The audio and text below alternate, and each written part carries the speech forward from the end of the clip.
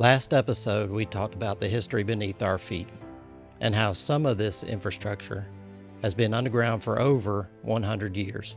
And we ended with a big question. Why do pipes fail? Because most people only see the final moment, the flooded street, the emergency crews, traffic shut down, water shooting into the air. But what people don't see is that many of these failures started years ago, sometimes decades. In almost 30 years around underground infrastructure, one thing becomes obvious. Pipes rarely fail because of one single problem. It's usually aging materials, corrosion, pressure, soil conditions, environment, and time, all stacking together underground for decades. A lot of older water systems were installed during the industrial expansion era, when cities were growing fast and infrastructure had to keep up. Many of those mains were made from cast iron using sand mold processes, and for their time, these pipes were incredible. But manufacturing back then wasn't as controlled as it is today. Wall thickness could vary, cooling rates could vary, and small imperfections could form inside the metal itself. Things like air pockets, slag trapped during pouring, or weak spots hidden inside the casting. Now here's what's important. Those imperfections usually didn't cause immediate failure. In fact, many of those pipes survived 50, 75, even over 100 years. That's pretty incredible when you really think about it. But underground, nothing stays the same forever. Corrosion is always working, and corrosion doesn't attack evenly. It looks for weakness. Maybe the soil chemistry is aggressive in one section. Maybe moisture stays trapped against the pipe longer. Maybe stray electrical current accelerates deterioration. Or maybe corrosion simply finds one of those original weak spots from the day the pipe was manufactured. From there, the process becomes slow, but relentless. The pipe starts losing material little by little, year after year. Sometimes it begins with something almost invisible, a tiny pinhole leak. And under pressure, even a small leak changes everything. Water begins washing away soil around the pipe. Voids begin forming, and suddenly the pipe is no longer fully supported underneath the ground. Now add decades of stress on top of that. Pressure fluctuations, traffic vibration, ground movement, freeze-thaw cycles, expansion and contraction, over and over and over again. Eventually, the pipe reaches a point where it simply cannot carry the load anymore.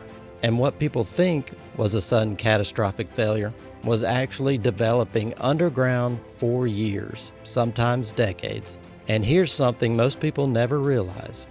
When a water main breaks, crews usually repair a small section of pipe, just enough to remove the failed section and restore service. And that repair absolutely fixes the immediate problem, but it does not reset the system, because that pipe wasn't installed alone. It's part of a much larger network, built in the same era, with the same materials, under the same conditions, living the same life underground. So if one section failed from corrosion, thinning walls, or soil stress, there's a good chance the next weak point isn't very far away. Maybe a few feet down the line, maybe the next joint, maybe a nearby fitting. Not because the repair was done wrong, but because the surrounding infrastructure has been aging right alongside it for decades. So even after the repair, the story keeps moving underground. That's the part most people never see, because underground systems rarely fail all at once.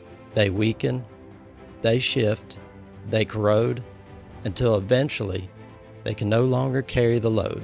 And when crews respond to a water main break, they're not just fixing a pipe. They're dealing with history, old manufacturing methods, aging infrastructure, environmental stress, and modern demand placed on systems that were never designed for today's population. All happening beneath the surface, where nobody can see it unfolding. And the crazy part is, most of these systems still work every single day Millions of people turn on a faucet without ever thinking about what's happening underneath them to make that possible. But underground, time is always at work.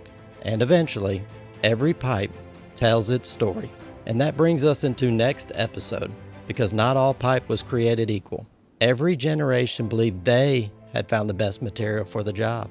From wood pipe, to cast iron pipe, to ductile iron, to asbestos cement, to PVC, and beyond.